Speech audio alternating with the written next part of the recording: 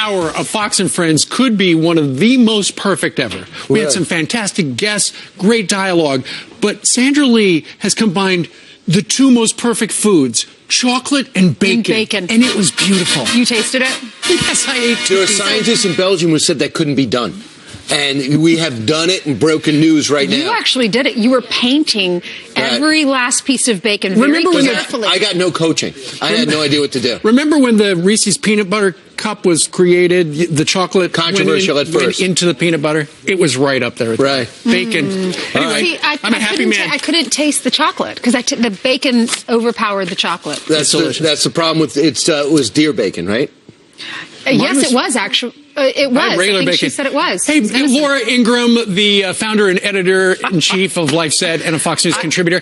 Are there two more perfect foods than bacon and chocolate? All I can say is, it really makes my heart all warm and fuzzy to hear that last hour was the best hour. Oh, we haven't started. We're just starting. We're raising the bar, young lady. Raising the bar. You can meet it. I don't know how to top the chocolate and bacon discussion. I don't know if it's possible.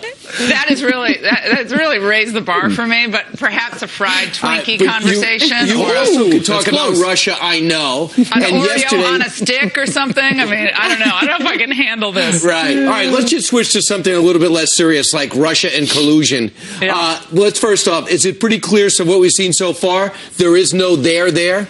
Well, nothing came out of the hearing yesterday that gave us any more information about what really would be the blockbuster that the Democrats have been hanging their hat on now for months and months and months since last summer, is this idea of collusion between the Russians and the Trump campaign to try to subvert the election and distort the electoral process in the United States. We found out no information about that yesterday. Right. But we did find out, and it was reconfirmed, that both Sally Yates, the acting attorney general, and the director of national intelligence, James Clapper, both were aware of the unmasked individuals. Right. Mm-hmm. So the political opponents of Barack Obama, Mrs. Clinton, were unmasked, and the intelligence officials and Yates herself knew about that.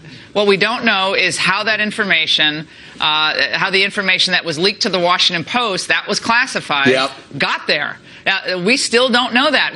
I have a feeling we're never going to know that, because they both said that multiple people in the government knew about the unmasking. A lot of people knew. So of all the pantheon of people in the administration who knew, one of those individuals gave that information to the Washington Post. That is a felony. Yeah. That is time served in a federal penitentiary. That is the crime. And we still don't have any information on that. Judge Napolitano, Laura, made a great point. He said even if Yates and if Clapper say that they weren't the ones that released it to the Washington Post, they might have talked about it with their colleagues. Then the colleague might have released it to the media.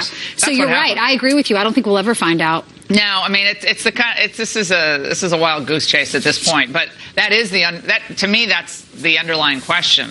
If we're unmasking individuals, what did you get out of all this? That Mike Flynn talked to the Russian ambassador and sanctions might have been mentioned.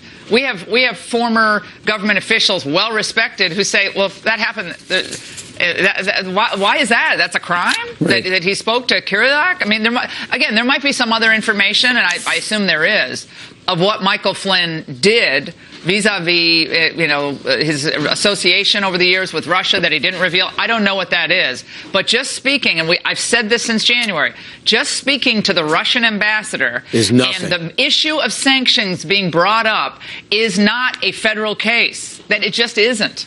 So I don't think we learned a lot yesterday, frankly, at this hearing. I really don't. Well, and before the hearing, it was released, I think NBC had the news flash that apparently the former President Obama himself actually warned Trump that then soon-to-be President Trump, that, I wouldn't put too much stock. I wouldn't have Michael Flynn in a big job in your White House. But Sean Spicer yesterday afternoon made it very clear. Look, it's not like he was a fan.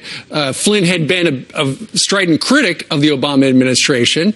And then he also said, if the Obama people were so worried about Flynn, why didn't they get rid of his security clearance?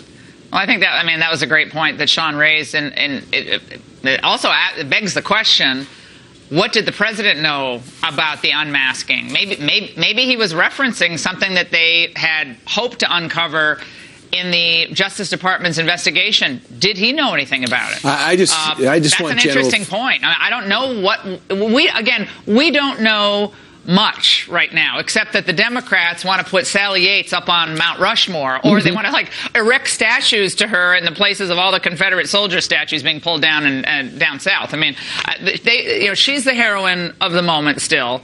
But I maintain that we have learned very little, except that the Democrats desperately wanted to find a connection between the Trump campaign and Russia, and have come up empty. Maybe some other information is out there, but I would assume at this point, at this moment in time, that information would have been brought to the public's knowledge at this point. Laura, it's very easy to beat up on General Flynn because he has not spoken yet. But if you ever met General Flynn and read his books and understand how competent he is and what he served for the country, he is more than able to defend himself. And I look forward to that day to see if he does have answers, because right now it's too easy to beat up on somebody that you don't see. Wait until he goes before those microphones. I think he's going to go a long way. Well, he's not going to do it unless he gets an immunity deal, because I'm sure his lawyers, and that's what I would advise him if I was representing him. I mean, given the atmosphere in Washington and the targeting, it could be targeting of one's political opponents by using the intelligence community in this way.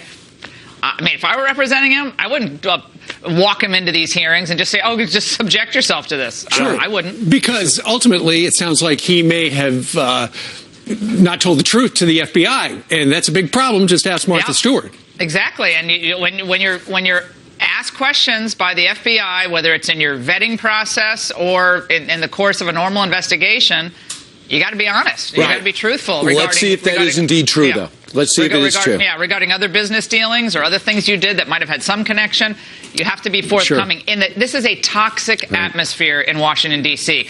They smell blood in the water on the left with Trump, and they'll use anything they can to try to make him look like he's incompetent for ever considering Flynn. That's why that Obama information, I think, came out yesterday. Right. Now the question is, why didn't Donald Trump do anything about this? Obama warned him. Oh, come on. Laura, there's another major story out there today that evidently Jared Kushner called up the Prime Minister, the President of Canada, and said, hey, you know what? Convince Donald Trump not to leave NAFTA.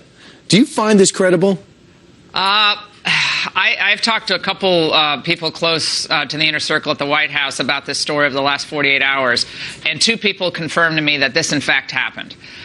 I find that to be putting the president in a very vulnerable situation if that occurred. First of all, unless you are the Secretary of State or you are the U.S. Trade Rep or you are the Commerce Secretary and you're charged by the president to go have these offline conversations with Canadian leaders on an issue as important as NAFTA, I don't know why you're doing it. It raises all sorts of problems. And again, I'm looking out, in this case, for the president's vulnerability. He campaigned on scrapping NAFTA and redoing a version of it, but scrapping it. I mean, how many speeches did he give about NAFTA? Mm-hmm. And now somebody is calling up Trudeau or calling up a Trudeau senior official and saying, "You call him." I mean, if I were president, that would make me very uncomfortable. If you want to give advice to the president, and I've worked in the White House, you want to give advice to the president on a critical matter, it's one-on-one, or you go through the proper channels. You don't go to a foreign country and tell the foreign country to convince the president.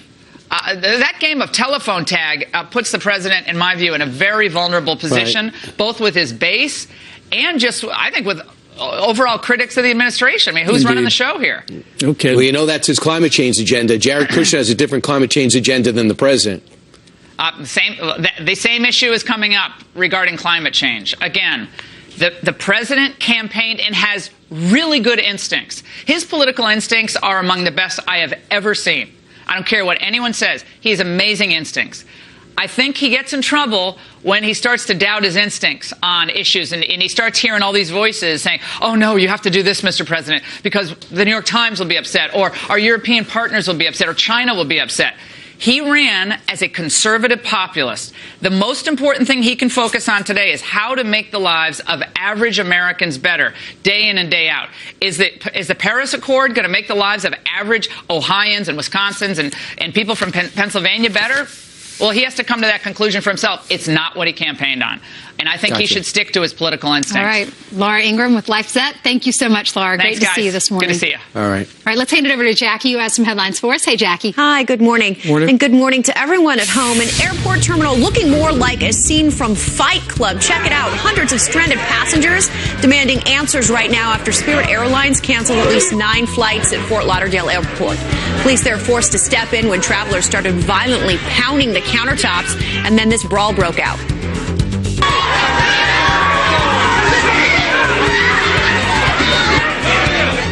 Several people taken into custody. Spirit canceling 300 flights in the past week alone as pilots negotiate contracts. The airline now taking those pilots to court. And the man accused of killing random people and terrorizing a city in months-long shooting spree is finally behind bars this morning. Phoenix police linking this man right here, 23-year-old Aaron Cicito, to 9 murders and a dozen shootings between 2015 and 2016. He was arrested last month, suspected of killing his mother's boyfriend before investigators connected him to the shooting spree. And from the TV screen to the political stage, actor and President Trump's supporter Antonio Sabato Jr. is running for Congress, the former Melrose Place star, taking on California Representative and Democrat Julia Brownlee. Sabato Jr. says Hollywood blacklisted him after giving a speech at the Republican National Convention, calling our commander-in-chief the unity candidate. And those are your headlines. Back to you guys. Sure, President Trump would help him out any way he can if it could help in California. Sure, they're all friends. Definitely. Right. Thank you very much. You're welcome. Jackie. All right, brand new rules to fight terror in the skies. The carry-on items that could soon be banned from your next trip. We're going to tell you what they are straight ahead. And the Senate Democrats already preparing to stall health care reform until next year. Can they pull that off?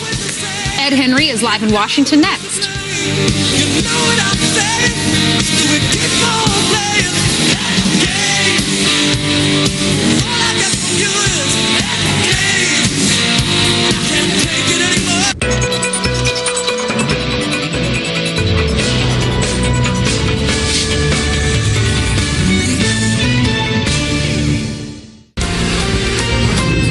Hello to our neighbors in the north. Thank you for watching Fox in Canada on Shaw Direct. If you have a question or comment about one of our shows, email us at foxaroundtheworld@foxnews.com.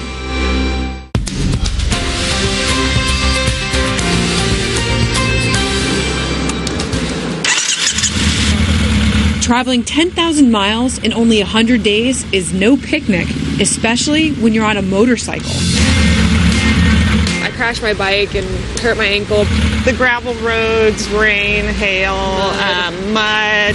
But when you have a mission on the mind, the journey becomes easier. And for this mother-daughter team, that mission is riding across the country to raise money and awareness for combat veterans. Our toughest day is nothing compared to what they deal with on their best days. This duo knows firsthand how tough it can be for our military men and women. Lori Enright recently retired from the Air National Guard after 29 years of service and 11 deployments. We named it The Long Ride Home because we wanted to capture the journey of the veteran from deployment to, again, coming home, kind of reintegrating and adapting back to civilian life. And it's a long journey for them.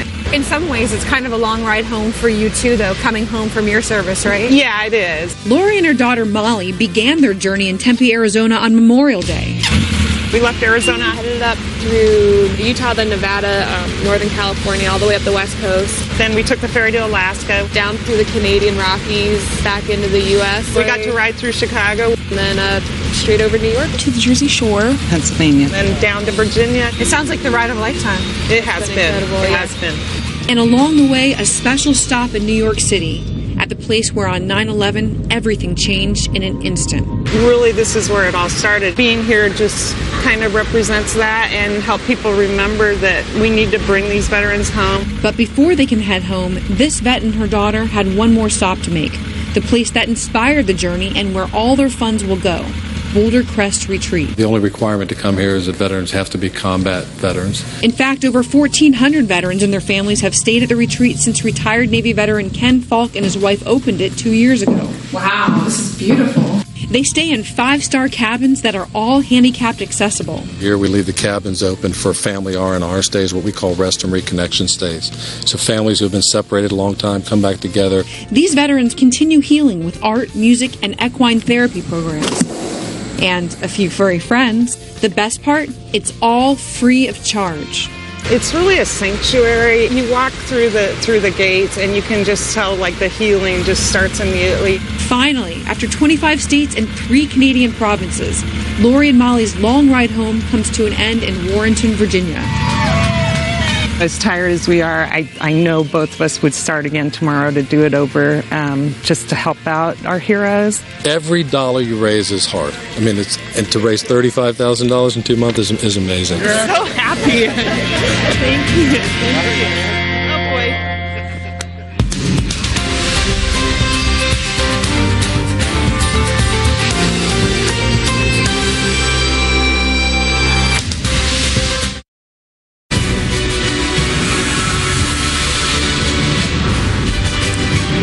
Healthcare bill now heading to the Senate, where many changes are expected before the GOP can deliver on its promise to dismantle Obamacare. But now some Democratic lawmakers are predicting the law could get stuck in the Senate till 2018. Wait, that's not what we heard.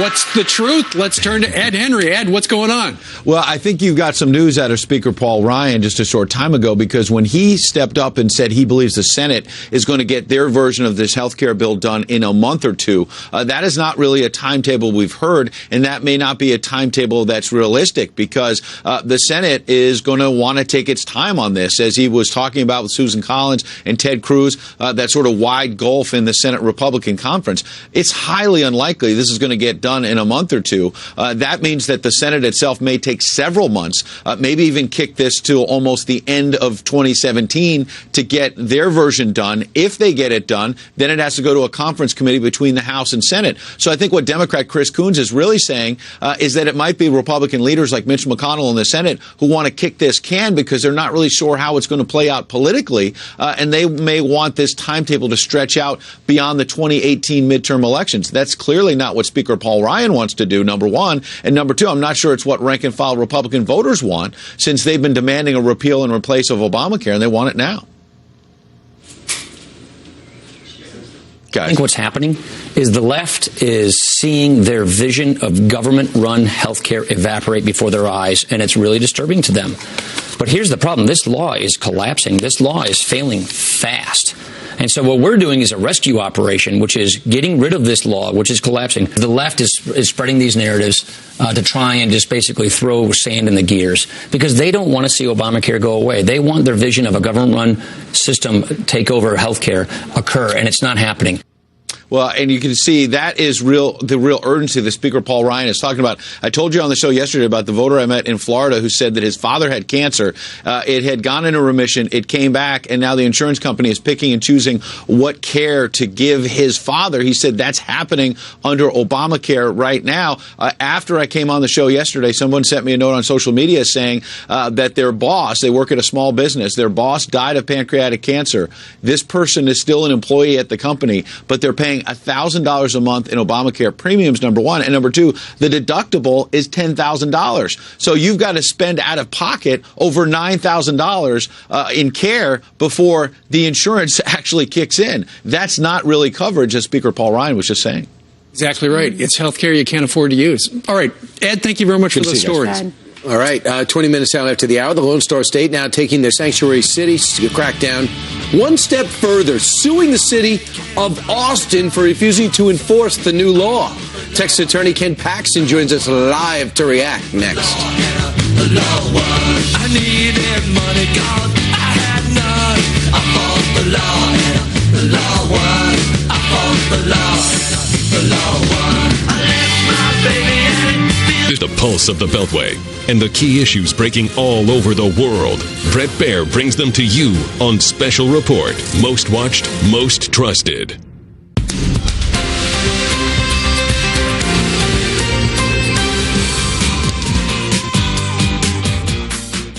This is Tatiana Alvarez reporting here for Fox and Friends at the Logan Red Carpet. Tatiana won a contest. I'm a very big fan of yours. That's okay. We're going to do a two-shot. As a comic book fan, this is as close as we will get to the Old Man Logan storyline in the comics. Yeah. I read Old Man Logan when it first came out. I love everything about it, but that wasn't the idea. We didn't just want to put on the high school play version of Old Man Logan. It's the challenging idea of a world where hope is stripped away, where there isn't as much hope as there used to be. Whether you're a superhero or not, I always like the reluctant hero that then grows into it. And I think this film is really the climax of him truly accepting his destiny. Get the hell out of here. There's a story among humans to be told in humanity, and I think people gravitate to those type of movies. Logan, I don't want to talk about it. Logan, just stop. Be careful. I need the girl. What girl? I wanted to ask, because this has been plaguing me forever, how do those claws fit in between? Like, is there a hook? So there's a little brass plate that goes in here, and the claws are attached, and they mold around your hand. Literally hold on, and there they are. That's amazing. It's so much more simple than people believe. But when I meet little 7-year-olds, 6-year-olds, they all look at my hands like, are they going to come out? Are they going to come out? It's very sweet. Out of all of these movies, what was your favorite, like, friendship that Wolverine has had with a character? Because he's done Beast, he's done Charles Xavier. It's just... Xavier. Because he's like the one man who knows more about him than anybody. She's like you. Very much like you. No. No. The opening scene in this movie that we share together, just the two of us in this horrible, upturned, massive petrol tank in some kind of ruined factory. It was a wonderful scene. So much in it, so much complexity and richness. I think I enjoyed that most. So when it came to this last movie, we really wanted to focus on that and that relationship. And it's really ultimately a movie about family, this one. Thank you so much. My pleasure. Well done. You did a great job. Congrats.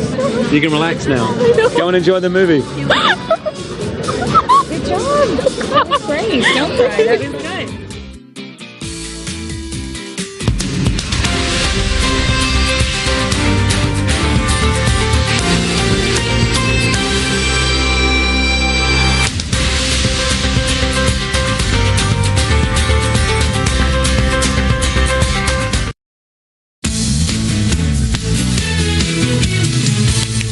Quick headlines for you. The White House might expand the electronic ban on U.S.-bound flights. Right now, devices that are larger than your cell phone, they're not allowed to be in your carry-on bags if you're flying from 10 airports in the Middle East or North Africa.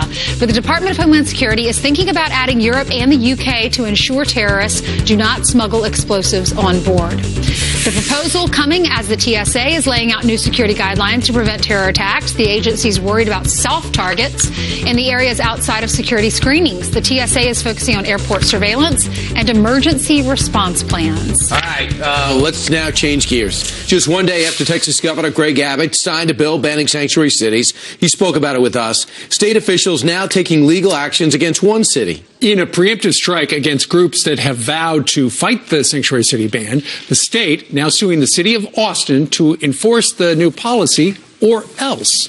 Now, here with more about the state sanctuary showdown is Texas Attorney General Mr. Ken Paxton. Thank you so much for being with us. Hey, thanks for having me back. Wish I was there with you. I know. All right, so tell us what's happening. What was Austin's response to this? They're not complying?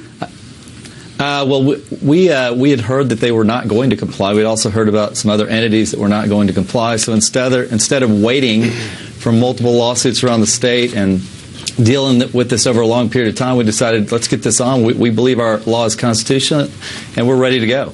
So what you're doing is you're asking a federal court to uphold the legality or the constitutionality of your law, right? In other words, the authorities down in your county, in Austin, in Harris County, have got to cooperate with the ICE agents. Absolutely. We're trying to move this up, the time frame up. We don't want to wait around. We believe this is absolutely constitutional. This similar law was passed in Arizona, was upheld by the U.S. Supreme Court, and so why wait? We're ready to go. Right. And why do you think there'll be an Austin pushback? Past track record? Yeah, I mean, we've had the city of Austin, they've made statements about this. Travis County, our sheriff there, Sally Hernandez, has made statements that she wouldn't enforce these.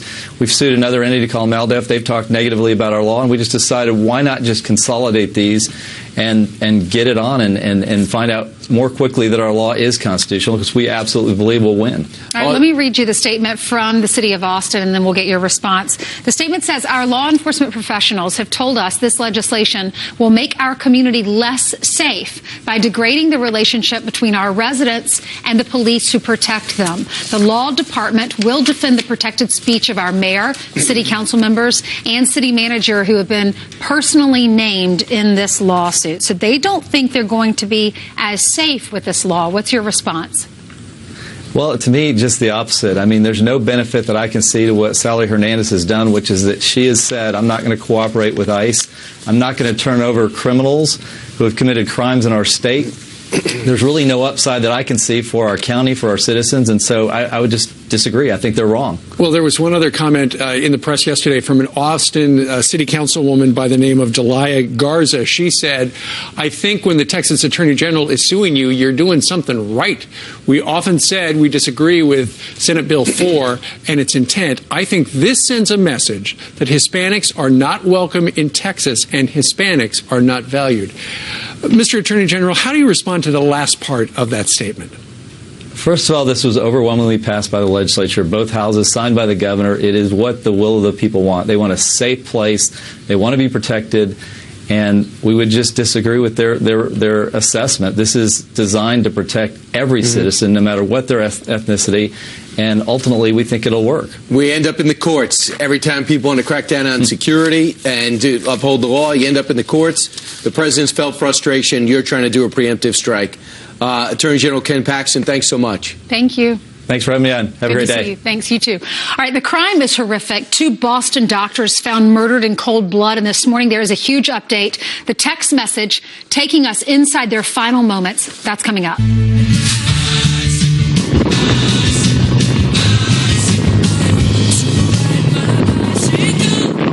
Oh, my goodness. Everyone loves biking till you get hit by a drone. It's your shot of the morning. Yeah, a drone plummets to the ground. That's no big deal. But when a bicycle flips over the handlebars because of that drone, it is a big deal. The drone shattered into some pieces, some of them flying into the spokes of the bike wheel. We hope that none of the bicyclists actually got hit by Radio Shack doesn't warn you about that when you buy it. Now, I don't think, does Radio Shack exist anymore? It does. They have a drone special. They do. Okay. All of this unfolding at a race in Sacramento over the weekend. Luckily, that cyclist, he was not harmed. The drone operator offering to buy him a new helmet and a new wheel. So I'm looking at all the people around him. No one stops to help him. And I guess the only time you don't have to stop to help someone is when you're competing against them, right? Or you get hit by a drone. It's a tradition. You don't stop somebody after they flip over on a bicycle by a drone. And the irony is the drone was taking pictures in front of them flying. It was flying in front of them. But the video that we actually used was from behind him. Well, that is. You know what? Maybe it was a competing drone. Yeah, I was going to say, do you think it was like a competitor that put the drone in front of that guy? Maybe it could have been a Best Buy drone against a Radio Shack drone. Nancy Kerrigan thing. Right. It could be. Drone versus drone. It is 27 minutes now before the top of the hour, and Jackie Ibanez has been doing the news for us today, and she's got some more. You got it. Good morning, guys. Horrifying new details about the gruesome double murder of engaged doctors. An ex-convict pleading not guilty from his hospital bed in Boston. The West African immigrant is accused of breaking into the couple's home, slitting their throats, and writing a revenge message in blood on their walls. One of the doctors texting a friend for help moments before dying. The suspected killer is a former security guard there at the condo complex where they lived. He was just released from jail for robbing a bank. And horror at the circus when a lion attacks its tamer.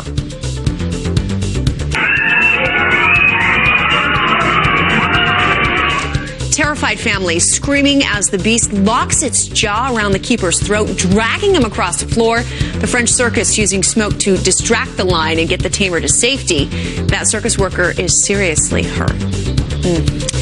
And this is what Cinco de Mayo looked like at one Colorado high school when a teacher allowed her students to bash a piñata with President Trump's face on it. Earlier, we spoke to a furious parent and student from that school. Listen. I'm not on a witch hunt here. We already live in such a divisive political climate. Why are we dividing these students even more? I just I was shocked that it was allowed at school during school hours. Even if you aren't a big fan of Donald Trump, that he's still, or even Mexico's president, that they are still large political figures and they need to be respected. The teacher this morning is now on paid administrative leave, and those are your headlines. You think that teachers got to know that that's wrong, right? I don't know. I'm not really sure. Who would do that? Sure. I know. I guess that teacher. All right, Jackie, thank you very much. 25 minutes now before the top of the hour, and time for some weather with Janice Dean, the weather machine. Hi, good morning, everyone. Let's take a look at the maps. We have current temperatures of 49 here in New York, which everyone is complaining about. It is cold across the Northeast and New England and across the Great Lakes. As well, we have cold air sinking in across the west. The potential for some snow over parts of the Northeast because it's so cold. And then we also have the potential for rain across the Ohio River Valley. Switching over to the west where we have unsettled weather, that's going to be continuous, ongoing as we head into the weekend. And we have an area of low pressure that's going to move into the central plains and bring the potential of large hail, damaging winds, and perhaps isolated tornadoes. So people have to be concerned about that. There are your highs today. Again, across the west, cooler than average temperatures, as well as the Northeast. And right across the central U.S. is where we have the warmest temperatures. So if you're complaining about the cold here in the Northeast, you might want to move south. No kidding. All right, just Janice, move. Janice, as we learned earlier in one of your live shots with the people from Cincinnati, today is your birthday. My birthday. You know what? And we were wondering who we could possibly get to bring in the cake. So if you look at the Studio E door, it's your husband, Sean, and your mother, Stella. It's Janice's birthday. Oh, it's what? Janice, I thought it was going to be Speaker Ryan, actually. Are you disappointed? Thanks. Oh, she's nice. Hey, Mom. Sean, you baked this? He's good stuff. It was enough. Yeah, I'll take it so you can hug your wife. You can hug your wife. Oh, how did this all happen? What? All right. Oh, he's so sweet. Hey, Mom. Janet, get in here. Sean, come on in. Stella, get on the couch. Oh my gosh. Hey, come on. My husband hates being on camera. How did you guys do this? Right, he can hear you, Janice. Only once a year on your birthday. Oh my goodness. Sean, how are you? Good to see you. You have some makeup on too. Just pretend like we're in your house. Just pretend like we're in your house and it's a surprise party. Okay. And Janice, it's funny to see Sean in makeup because he's a fireman. No. Well, I'm just shocked because he's very camera shy. But he did come on Cooking with Friends. I convinced him to do that. But your mom is not. Is that correct? No, my mom should be on having her own TV show. Right. She just arrived. So you were doing the Derby. Your mom is at home. Yes. She arrived on Saturday from Canada, right? Yes, I was in the airport for 8 hours. Why? Oh, why? Weather. Yeah, weather. Her. Gosh. Blame it on me. Well, Canada's got a lot of weather. There's a lot going on. It's been awful. We've had a terrible winter. Well, you remember where you were on this day 25 years ago. Yes. 25 years ago. I was going to say it's my 30th birthday for 17 years. At the Toronto General Hospital on University Avenue, and she kept me up all night, and she was born at 5:05 in the morning. Do you remember how much the whole birth cost? It was. We have. You had insurance. It's Canada. They've got a special deal. Fantastic. We have universal health care. Yeah. Was And plus she's pricey. That's another segment. Right. Was it the best day of your life? It was, and you know, I was born on Mother's Day, wasn't I? The day before Mother's Day. And the thing was, when she was born, she didn't cry. And they just brought her over to me, and this little baby looked like she was 6 months old. She was looking at the lights. Some things never change. There are the lights. Okay, Sean, where did you meet Janice? Oh, it's a long story. That's a long story, actually. All right, never mind. Can you give us the short version? Go ahead.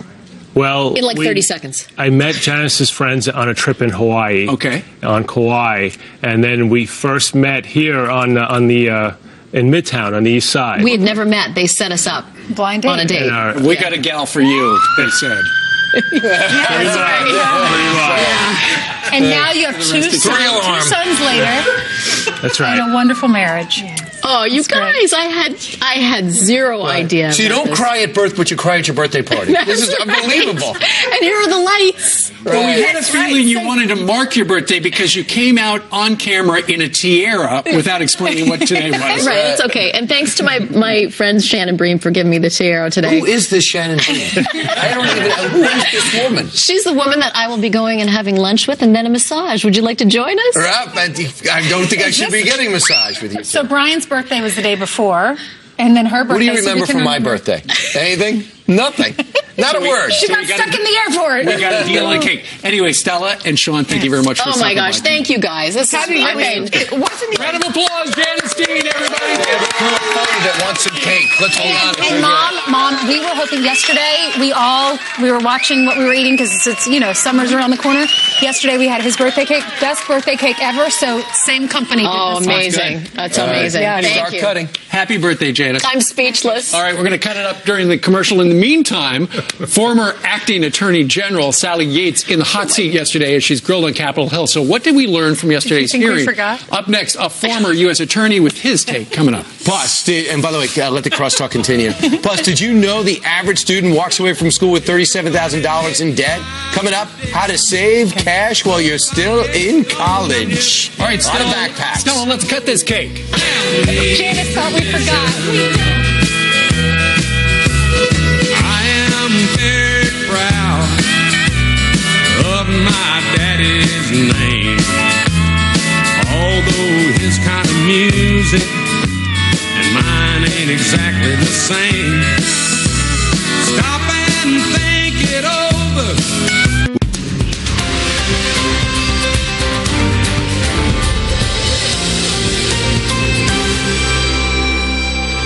Archaeologists assessing damage done by the Islamic State to ancient sites in Iraq are discovering some unexpected evidence. Extensive excavation under Mosul's ancient Mosque of Jonah show that Islamic State militants took care to preserve artifacts when they took control of the city in 2014. As you can see, the digging was very extensive, and it includes ramified tunnel network, with one tunnel leading to another in an attempt to dig as large an area as possible in order to unearth and loot artifacts. The efforts to avoid damaging the antiquities contrast with the destruction of ancient sites across Islamic State's self-declared caliphate in Syria and Iraq, from the desert city of Palmyra to the Assyrian capital of Nimrud, south of Mosul. ISIS militants stormed through northern Iraq 3 years ago, bulldozing and dynamiting ancient sites and smashing statues and sculptures, declaring them idolatrous. Jonah's mosque was among the sites desecrated in 2014. But after the area was liberated earlier this year, experts found a network of tunnels dug by the militants leading down to a 7th century BC palace. A tour of the tunnels showed that a vast range of artifacts and ancient collectibles of the palace had been looted, including potteries, statues, large and small carved panels, and tablets containing cuneiform writings. U.S.-backed Iraqi forces recaptured the ransacked main museum of Mosul earlier this month. And you may remember ISIS militants recording themselves destroying a number of priceless statues there back in 2015. In Jerusalem, John Huddy, Fox News.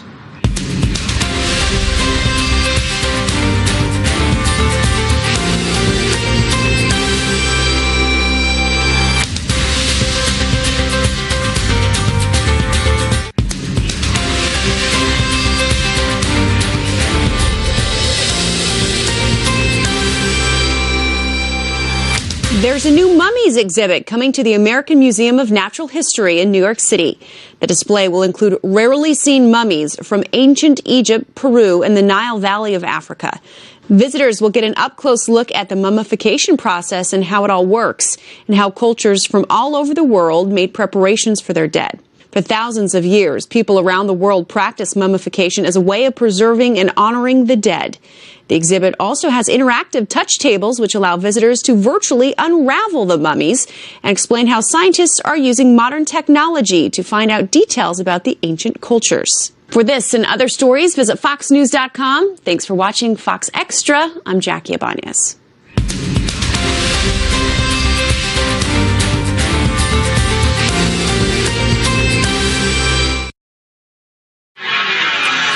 Acting Attorney General Sally Yates in the hot seat, facing off in a testy showdown with Senator Ted Cruz over President Trump's executive order on immigration travel ban. Does the Attorney General have the authority to direct the Department of Justice to defy the President's order? I don't know whether the Attorney General has the authority to do that or not, but I don't think it would be a good idea. My concern was not an INA concern here. It rather was a constitutional concern. In this particular instance, particularly where we were talking about a fundamental issue of religious freedom, not the interpretation of some arcane statute, but religious freedom. It was appropriate for us to look at the intent behind the president's actions, and the intent is laid out in his statements. So what did we learn from Sally Yates' grilling on Capitol Hill yesterday? Well, former U.S. Attorney and founding partner at diGenova and Tensing, Joe diGenova, joins us right now live from D.C. Joe, what did we learn about Sally Yates yesterday? We learned that Sally Yates ordered the Justice Department not to defend the president's travel ban because she believed that it was unconstitutionally derived from a religious bias against Muslims, notwithstanding the fact that the president had the authority under existing statutes to do it. And the only basis for her thinking that there was religious bias was the president had made campaign statements about banning Muslims. Those statements made during a campaign under Supreme Court rulings are not relevant. They are inadmissible. At least Sally Yates told the truth that she was motivated by political reasons for ordering the department not to defend the ban. And she was fired, and she should have been fired. Well, listen, is it her job as former acting attorney general to figure out if something's unconstitutional or not? No, absolutely not. Her job is to look at the executive order, and if it is facially valid, your job as the attorney general is to defend it. And that's exactly what the Office of Legal Counsel told her, that it was defensible on its face. She overruled the Office of Legal Counsel, the one body in the Department of Justice that has been freed from political influence since its inception. It's very fascinating that she claimed there was religious bias when the 7 countries that President Trump identified in the original order were the same 7 countries that Barack Obama asked Congress to put in a statute for deep concern about terrorism. I mean, her testimony that she was worried about the truth was absolutely ludicrous. It would have been great if some of the Republicans on the committee would have brought that up, but they didn't. But you told our producer you felt that the Democrats were actually better prepared for the hearing than the Republicans were.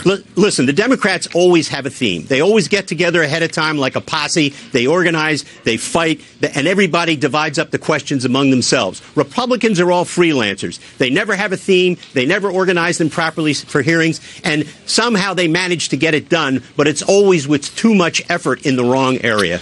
Ultimately, though, the Democrats were trying to show that there was collusion with the Trump administration or the Trump campaign and the Russians, and there was no there. No, there is no evidence of collusion. And you know what? If there were, in fact, evidence of collusion from the FBI, the CIA, or NSA, it would have been leaked by now, because every important fact criminally has been leaked, whether it's Michael Flynn or anybody else. So there's no evidence of collusion. The Democrats know it. What they're doing is they are raising money for the 2018 campaign cycle by using this issue. Okay, Joe diGenova, who I think about 10 days ago said James Comey should be fired, today joins us to say that Sally Yates was right to be fired by President Trump.